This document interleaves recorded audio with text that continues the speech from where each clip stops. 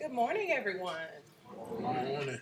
Welcome to today's session addressing cardio-kidney-metabolic syndrome and health disparities among Black men. I am your moderator, Dr. Jamishia Ballard. We are glad to have you here as we explore the intersection of chronic disease management, cardiovascular-kidney-metabolic health, and health equity in Black men, focusing on actionable solutions to address systemic barriers. We encourage you to engage, ask questions, and participate in this informative conversation. Panelists, please take a moment to briefly introduce yourselves, and we'll start with you, Flora. Okay.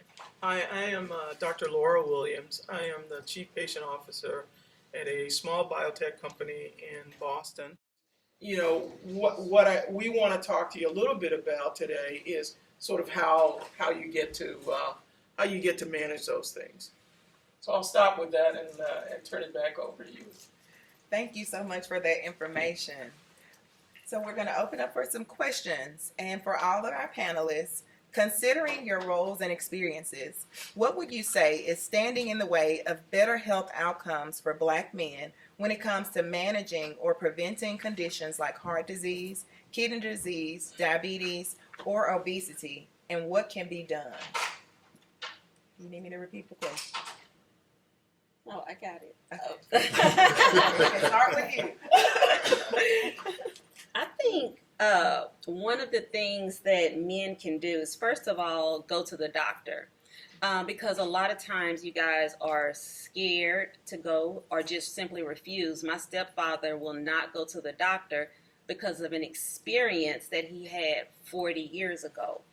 And so what I try to express to him is, that was so long ago, I will go with you, because they do tend to be a little bit, smoother when it comes to women, being there with the men. But also make sure that you understand the information that's being provided. So if you don't understand, make the doctor sit down and explain it to you until you get it and you completely understand. We've heard about social determinants of health, but we really haven't talked about the other determinants such as environmental, political, financial, economics, cultural, occupational, technology, digital, legal, and behavioral determinants of health. So, I just left a session where we kind of addressed this a little bit. And one of the reasons that Black men are impacted is because the system was designed to marginalize Black men and Black women, but specifically Black men. If you go back in history and you go back to slavery and you think about how was healthcare then, if you were a good worker, then of course the plantation owner did everything that they could to take care of you. If you was a good sire, if you were able to go around and impregnate slave women to produce future workers, they took care of you. But if you wasn't a good producer, your health care was death. When you look at today compared to then, my question is, what is the difference? There are medications that can certainly help manage these particular diseases that are systematically and institutionally withheld from you. Like when Dr. Laura was talking about the impact of cutting Medicare and Medicaid for folks who really need it. When folks can't afford certain insurance packages and they have to pay out of pocket, such as for diabetes and cardiovascular disease. There's GLP-1 medications that can certainly help you to manage that, as well as weight loss. But who's going to be able to afford to pay anywhere from $499 to $1,500 a month? So, Black men, the system was set up to keep us marginalized and oppressed. And yesterday was the time to start speaking out against that system. So when you think about how all these different determinants can affect you, when we talk about environmental, we're talking about air and water quality, housing conditions, climate stress. Some of our housing is built on top of burial grounds or in communities that the electrical wires may be too close to you. We think that's fine, but we fail to realize that climate change is real, and those particular things tend to corrupt our air, the air that we breathe. It gets into the soil and impacts the food that we eat. And even nowadays, everything that's supposed to be organic isn't really organic. We think about political, we think about policy priorities, representation, and decision making. When folks start doing what's currently going on between California and Texas with the redistricting, they are limiting politically your resources, your money to be able to take care of things that can better help that community. Because here again, if they can keep you oppressed in your mind and your physicality, of course, it cuts out the access to better health care, the access to health literacy. The less you know, the better for them and greater for other folks that don't look like us. When you think about financial and economics, you talk about income inequality, job stability, medical debt.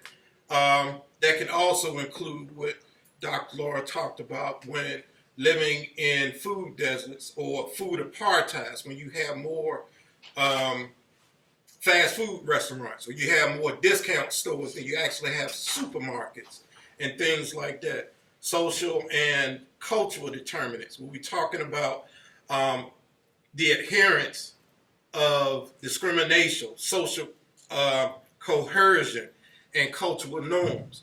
Nobody really wants to sit down and talk to black people to understand the culture there is, but black people have to go around figuring out how we can get along with folks, because they don't see us as humans. They only see us as 3/5.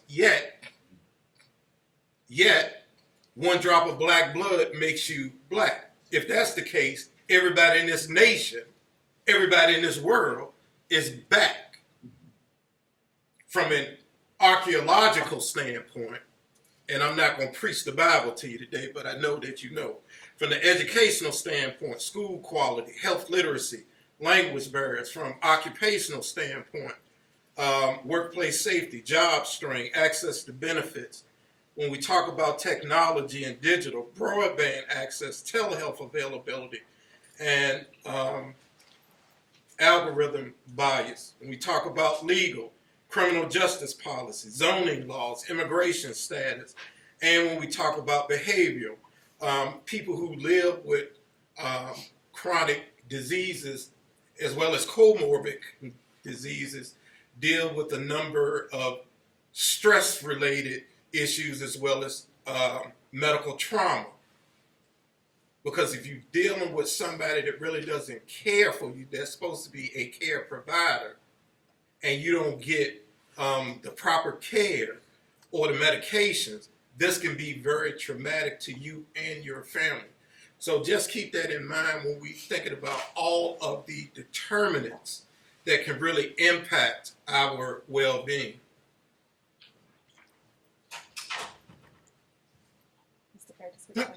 Okay. Just real quickly, one of the things we must do as black men and as black people is educate ourselves on our conditions. If you have kidney disease, educate yourself on kidney disease. If you have high blood pressure or diabetes, which are two of the main causes of kidney disease, educate yourself. Ask, was already said, ask your doctor questions. Know about your labs. What do they mean? So for me, one of my biggest things is going around and educating people or getting people to get educated about themselves. Don't just listen to the myths. Don't just listen to past things you hear around on the streets. go out and educate yourself on what's going on. And as you see, with all these cutbacks that are going on, as Dr. G has said, they're cutting back on education and stuff. So we must go out and be proactive about ourselves and get what we need so that we can be better. When I was first diagnosed with kidney disease, I relied on my doctor. I missed out on a whole lot of other opportunities that could have slowed down my kidney disease or helped me better in my treatment. What I know now, I wish I'd known back then, but I've taken that to educate other people so that they didn't have to go through a lot of the difficulties that I went through and that a lot of other people went through. So my big point is educate yourself. Thank you. Dr. Laura? Yeah, and the only thing I'll add to all of that, which it really is self-advocacy, knowing how to advocate for yourself. It's really important. And if you're not able to do it, make sure you have somebody in your life that can do it for you. It is absolutely critical. And know your numbers. We talk about this all the time, but really know your numbers. So if we're talking about chronic kidney disease, again, most I gave you the numbers in terms of the number of folks who are impacted by chronic kidney disease. But guess what? Up to 9 out of 10 people don't know they actually have it. And why don't they know? Because they don't necessarily know their numbers. It may be because they haven't gotten tested at all. But these are easy tests. It's a urine test, it's a blood test. And you can get it every year when you get your annual exam.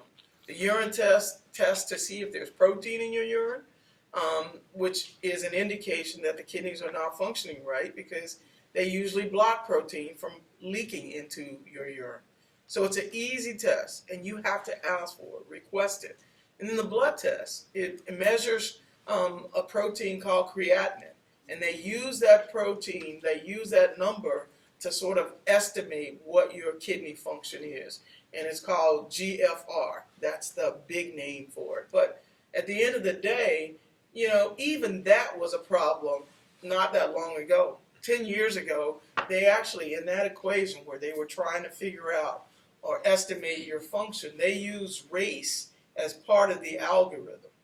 And so why was that an issue? Well, because when you use race and you use particularly blacks as a race indicator, if I go in and they put black in there, then it estimates my kidney function to be better than what it actually is.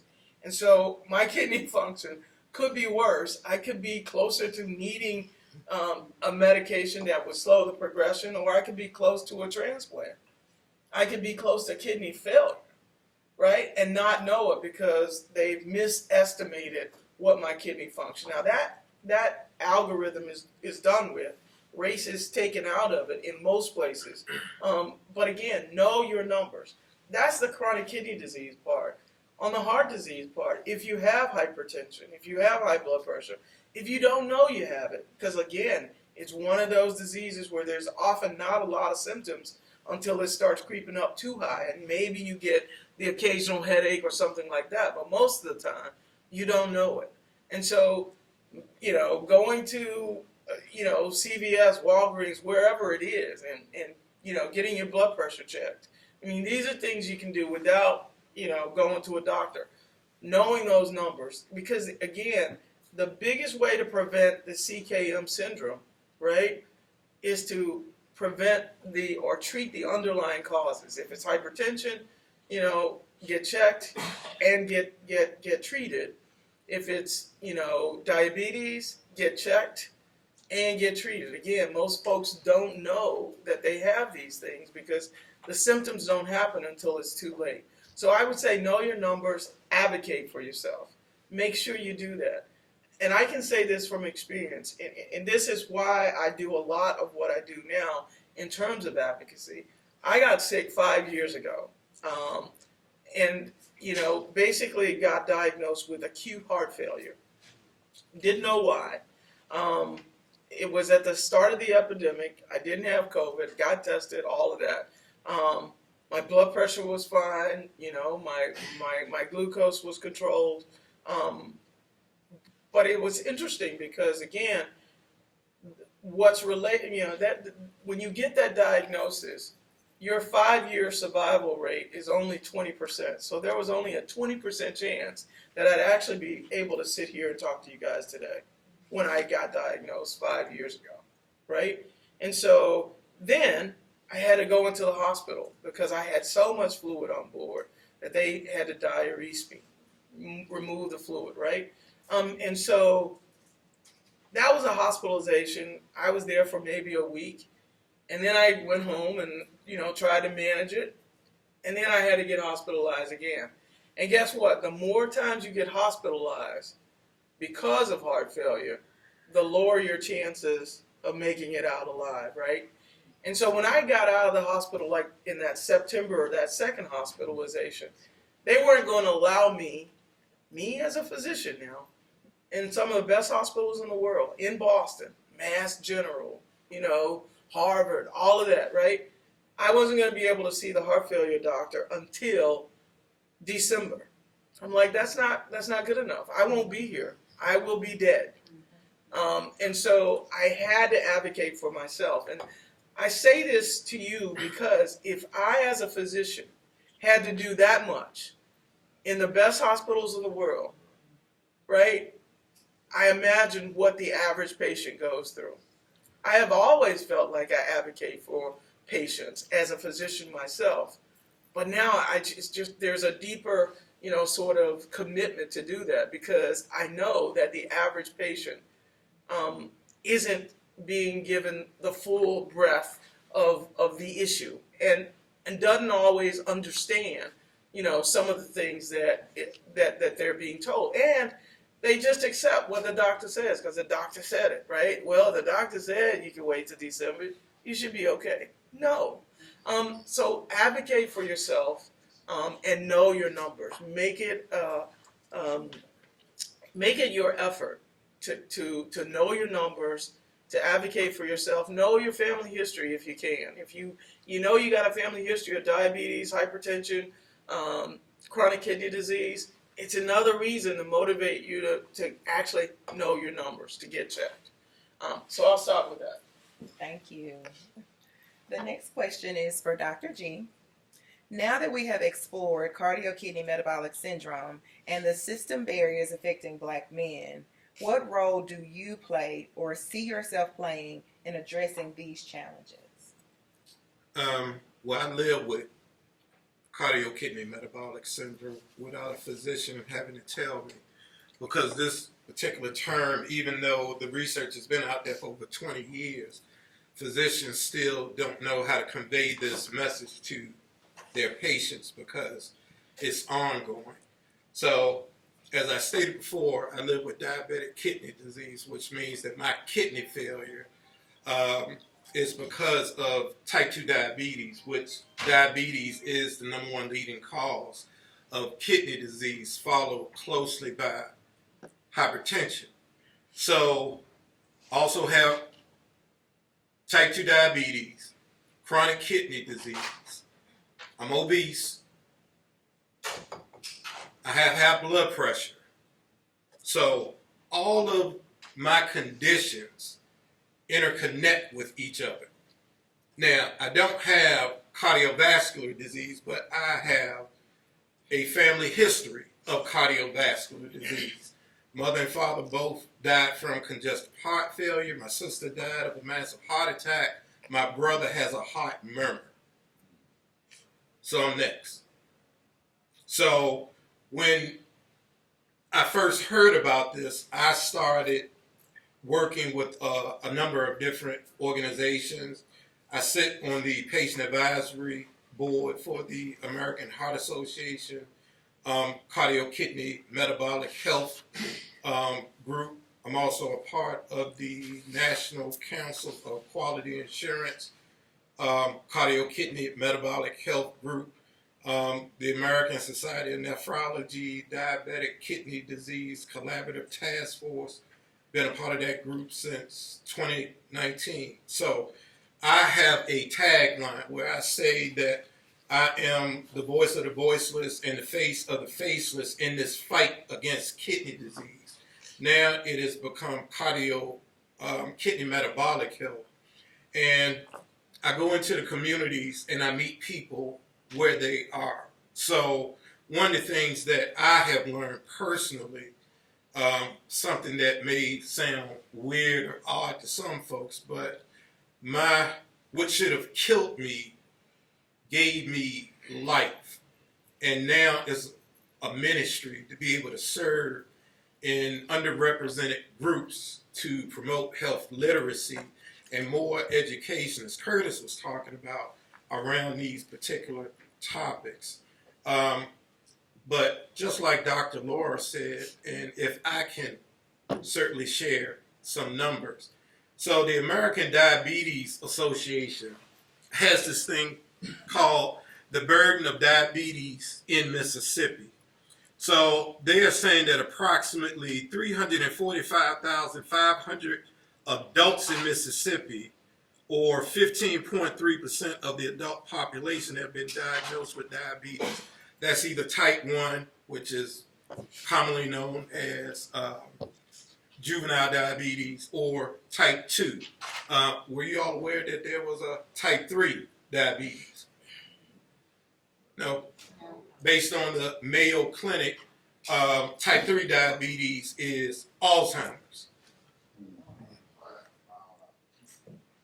I'm going to say that again. Type 3 diabetes, per the Mayo Clinic, is Alzheimer's. Untreated diabetes can mess with your cognition over time.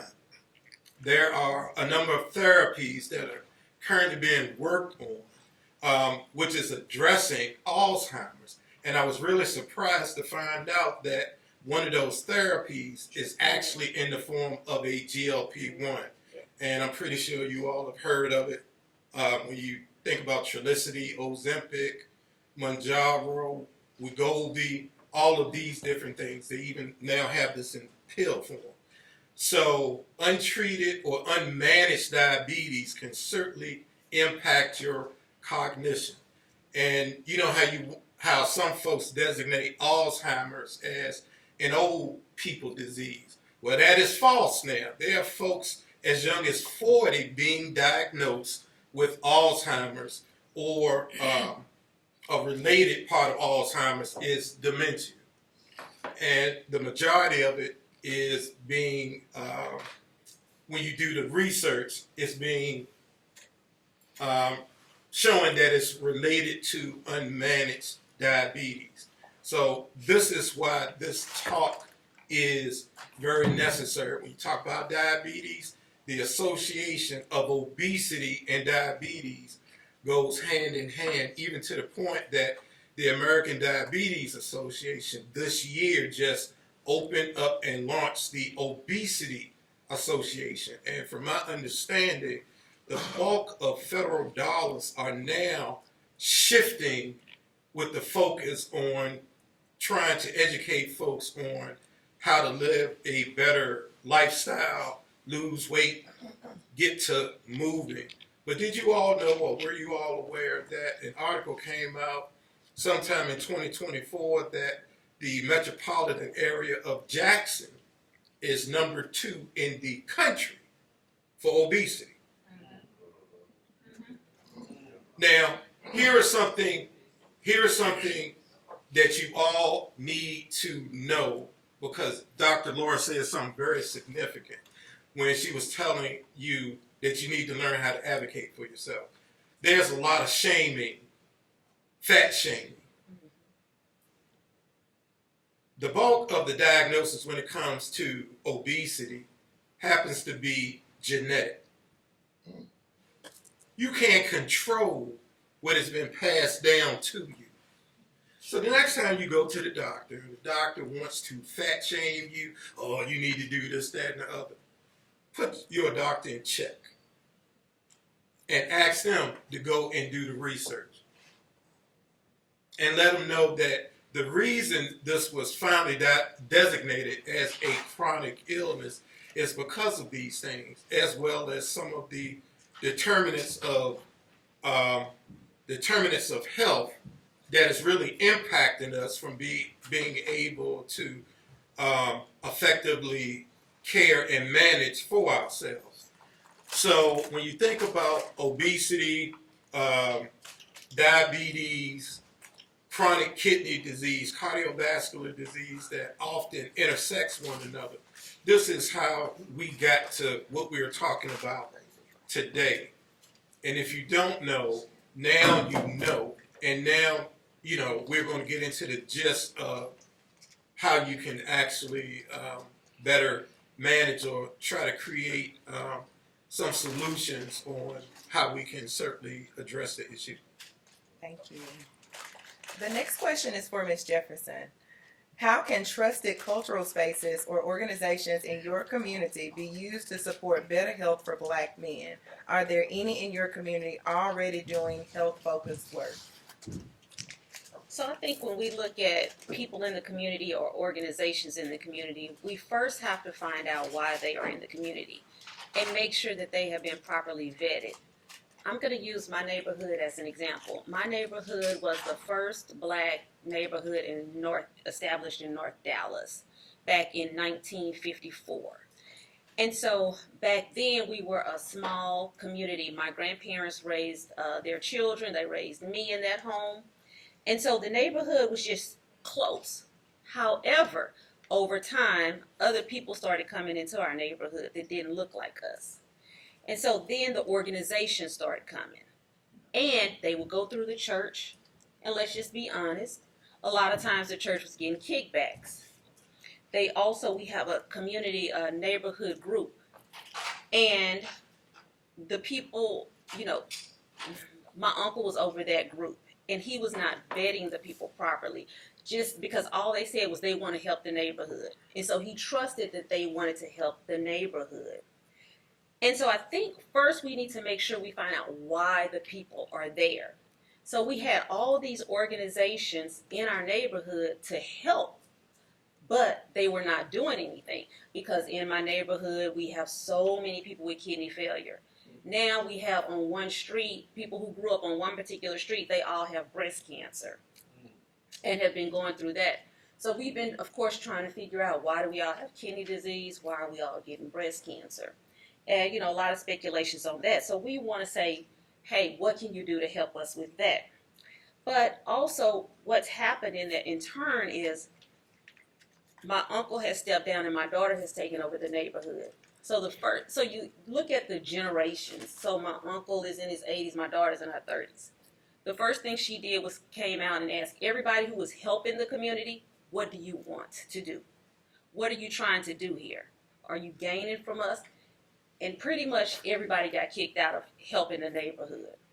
So what we've been trying to do now, and I've been helping her do, is go out and vet the proper people to come into our neighborhoods to help us. It's been difficult because of funding, of course, because of the new administration. But then also a lot of times people don't want to just come in to help. They always have some type of motive, right? But once you can get past the motives and you can get past that, I think for Black men, what the organizations need to do, first of all, they need to have more Black men working in these organizations. When you come out, a lot of times you see young white women. But if you don't have people who look like them to talk to them about what's happening, and also who can get down to their level, or people who can explain to them, who have been through it. In my neighborhood, once somebody gets diagnosed with kidney disease, I start getting the calls. Hey, such and such was diagnosed, because of course we hide it. We don't want people to know that we are sick. But I have made it known, so people won't be afraid to ask. So, and it's always the men. And I'll reach out to them, hey, it's me. And how did you find out I had kidney disease? But then once that happens, they start opening up. And so the Black men I'm working with now from my neighborhood, one no longer lives in there. What they've done is they've become open to me to tell me how they feel. Because I'm someone who has gone through these things, but I'm also someone who they can relate to, also being from the neighborhood. So I think when these community organizations come in, That's what they need to do, is present these particular things to make sure that the community feels comfortable going to them. Thank you. Dr. Williams, we have talked about comorbidities and lifestyle factors that contribute to CKM. Recent research mentions genetic contributors. A big one that the American Kidney Fund has led the fight for is APOL1 mediated kidney disease, or AMKD. Can you share some insight on what AMKD is and what it means for the Black man? Right. So, again, we've talked about CKM in terms of this big confluence of things, right? Chronic kidney disease, heart disease, diabetes, obesity, right? Those three things sort of interplay with each other, and they increase our morbidity, mortality as it relates to cardiovascular disease and death. And so now, just looking in one of those buckets, chronic kidney disease, you've heard Dr. Giardi say, like, the number 1 and 2 reasons that our kidneys start to act up is diabetes, 1, hypertension, 2. But there are a number of other reasons, right? There are genetic predispositions, and I'll talk about one of those in terms of AMKD right now. But there's also autoimmune diseases, so inflammatory diseases that can impact the kidney and lead to chronic kidney disease. So there are a number of things. There's also chronic kidney disease of unknown determination. Basically, this is one where they don't have hypertension, they don't have diabetes, they don't have any of those things, and it's usually younger men. It's because of persistent exposure to heat and high stress. So construction workers, agricultural workers, those sorts of things. So what happens there is that they get repeated bouts of dehydration, and then eventually the kidneys get damaged. We're not talking about any of those things. Now we're talking about the genetic predisposition one, which is AMKD, or APOL1 mediated kidney disease. APOL1 is a gene that all of us have, and we all have 2 copies of that gene, right? And what happens is when you get mutations or changes in those genes, it can then lead to chronic kidney disease or rapidly progressing kidney disease. And so it's interesting, though, when you think about this AMKD concept. The APOL1 gene, again, is a gene that it's responsible for making proteins that take care of our cholesterol and all of those things. But when you get a mutation in it, it can be problematic. But if I walk you back to how those mutations started to happen, it really originated, again, in Western and Central Africa, where there was a parasite called trypanosome. You don't have to remember any of this. There will be no quiz. But there's a parasite that's carried by a fly there that causes a disease called African sleeping sickness. And basically, usually what happens is you get tired, there are 2 stages of the disease. You get tired, you get fatigued, you have a fever, all of that stuff, right? That's stage 1, and that's because the fly has bitten you, the parasite's gotten in your blood, and so you get these symptoms. But stage 2 is that it moves from your blood and actually gets into the brain and causes an encephalitis. And so that is what kills you. And so what happened over time is that, as a protective mechanism, those genes mutated so that it would protect people who got bitten by this fly from actually getting African sleeping sickness. And that mutation now, about 10, 20 years ago, was found to be associated with rapidly progressing chronic kidney disease. And so, again, we both have 2 copies of this gene, and it's when both copies are messed up, when they are both mutated, that you actually have a higher risk of getting chronic kidney disease. And so about 15% of blacks actually have this mutation and can go on to get chronic kidney disease. And the only way to know is really to get tested. And so if you've got a family history, a strong family history, multiple folks in your family with chronic kidney disease, it's a reason, and you're black, obviously, there's a reason that then you should ask your doctor or your genetic counselor that I want to be tested because I want to know if this is what's causing my chronic kidney disease. And the reason for that is that unlike with diabetes or hypertension where you slowly progress, right, your kidney function slowly gets worse, with this type of kidney disease, ApoL1 mediated kidney disease or AMKD, with this one, it rapidly progressed. So you go from, one stage to kidney failure in a heartbeat. And so it's important to know, again, it's another cause of chronic kidney disease. It's not a major cause, but for blacks, it actually is a significant one, and we need to know about it. So again, this all falls in that realm of educating ourselves, understanding what our risks are, and advocating, for ourselves to make sure that we get there. Because again, if you get the diagnosis, the biggest thing to do for any of these things, whether it's heart disease, kidney disease, diabetes, obesity, is to treat it now, right? So that you don't get progression. The goal is to delay progression. Of those 37 million folks with chronic kidney disease, you don't want to be in the bucket of the 800,000 that then go on to get kidney failure, right? So that's the rationale there. Thank you. Okay. Ms. Jefferson, Dr. Williams has helped us understand AMKD and ApoL1 gene variants. I am aware you have a genetic condition known as focal segmental glomerulosclerosis, which we're going to call FSGS moving forward. Are there connections between FSGS and AMKD? Could you enlighten us on this relationship? Yeah, actually, I don't have FSGS. I have IgA. So IgA is a genetic kidney disease, and that's another thing I wanted to make sure that you're aware of. If you have kidney disease, make sure they tell you why you have kidney disease so you can find and get help for that particular disease. Because a lot of times we say kidney disease just to make it easy, but it's kidney diseases. And so, like Dr. Laura said with APOL1, with this one, it's just something that it may not go to kidney disease. However, it has gone to kidney disease in my case.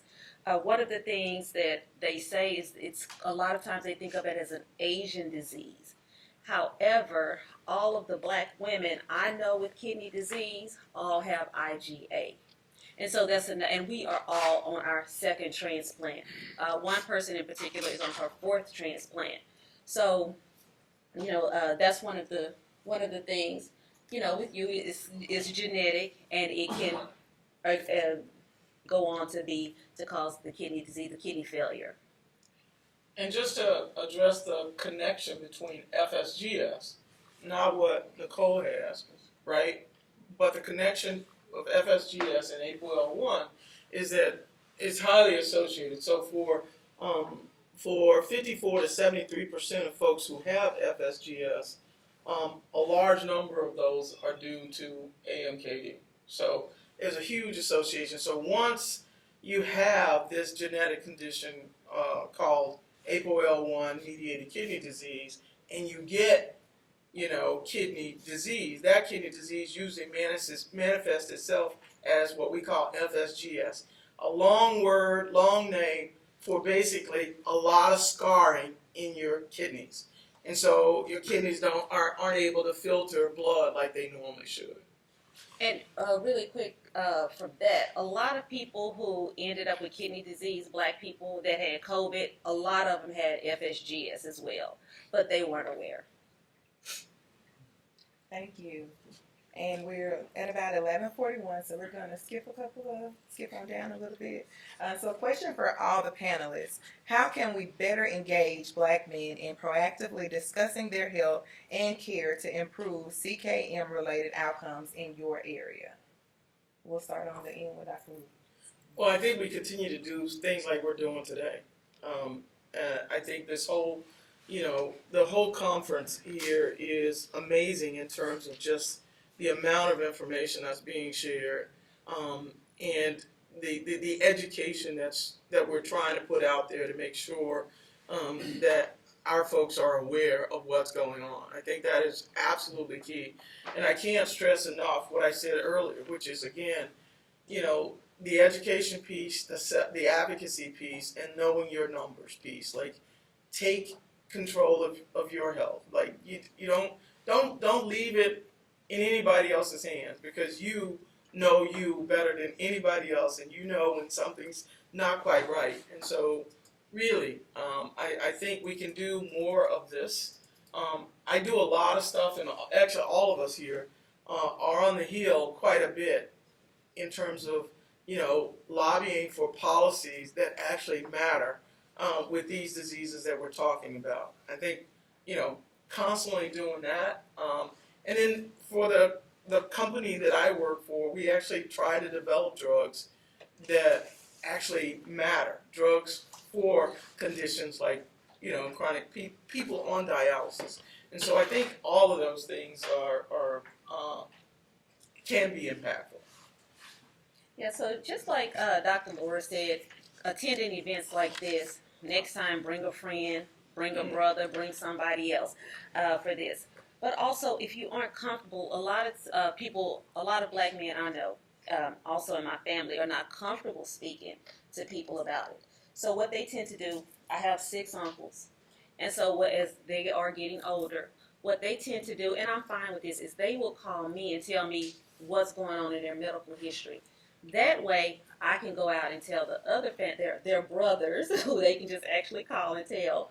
If something comes up, I'm like, oh, well, you know what, Gary had that. So they can understand, because I don't know why they don't want to talk about it, but they'll tell me and let me make all the coordinations and things like that. So even if you have to do something like that, just make sure that you are, discussing, so you don't feel alone also, because a lot of times we do feel alone. One of the things that I ask black men, especially with kidney disease, is how did you do, something such and such? Why did you, for instance, the type of dialysis, we all did peritoneal dialysis, which is a dialysis that you do overnight at home, because of I didn't want to go to a center and do it. And so I was shocked to find when I met them, decades ago, that they actually did that as well. So I asked, why did you do it? But, it's just speaking to people, including people in on decisions, that really helps. And then I would also say small groups work. I mean, this is good, but your men's church groups, your barber shop, when you're around there, and even if you can, when you do, and I know there's a talk going on about barbershop initiatives, have a doctor, have a local doctor come in and just kind of sit around and talk, just like you may talk about the Ole Miss game or about what's going on over at Jackson State with the HBCU games and stuff like that. It's okay to talk about what's going on with you and just be honest with you as small groups and just as men talk. So don't be afraid to share things amongst yourself and amongst friends. And then, as Nicole said, you may be that central person that can disseminate a lot of information. So get together in small groups, either at church, at the barbershop, at work, anywhere where we get together and talk. For me, I want to dispel a myth. It's not that black men don't want to go to the doctor, but it's an issue of trust versus trustworthiness. There's no consistency in the information or the treatment that you receive. I think what everybody on this panel has said can be implemented into creating better health solutions for black men in this particular area.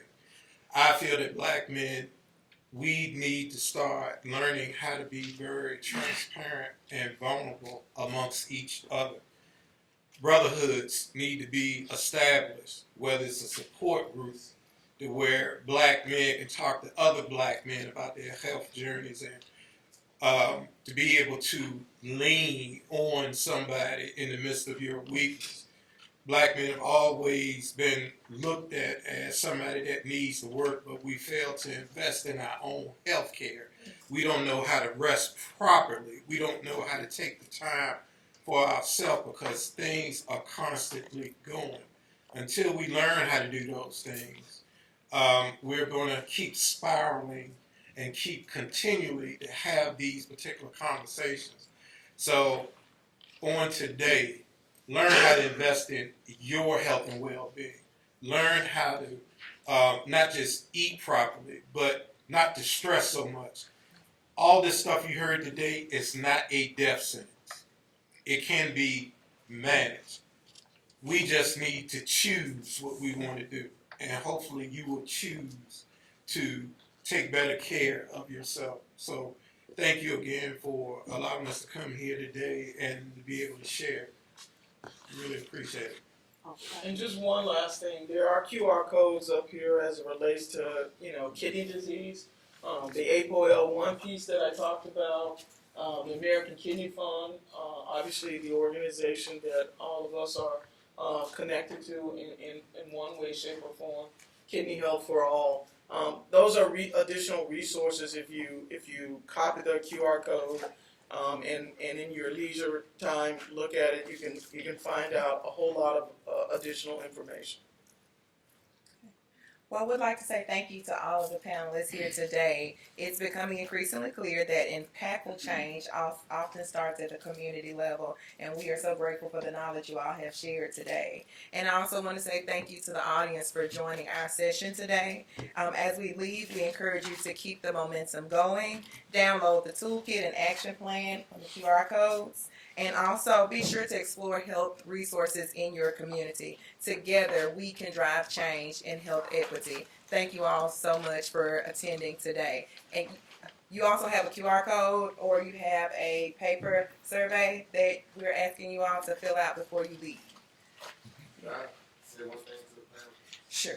You stand between everybody and lunch, though. I just want to tell y'all champions, not just to people that have disease, but to our whole country as black people, man. Let us know that we do have change coming, and we do have people that care enough to educate us about it. As I'm a young man, I just learned a whole lot while I was here, and I was texting people that didn't know about it, and I was fortunate to let them pass it on to my young people that so my mission program. I want to thank y'all personally for what y'all do, because I just learned. Thank you. Thank you for what you do. Thank you. Great. Thank you. Thank you.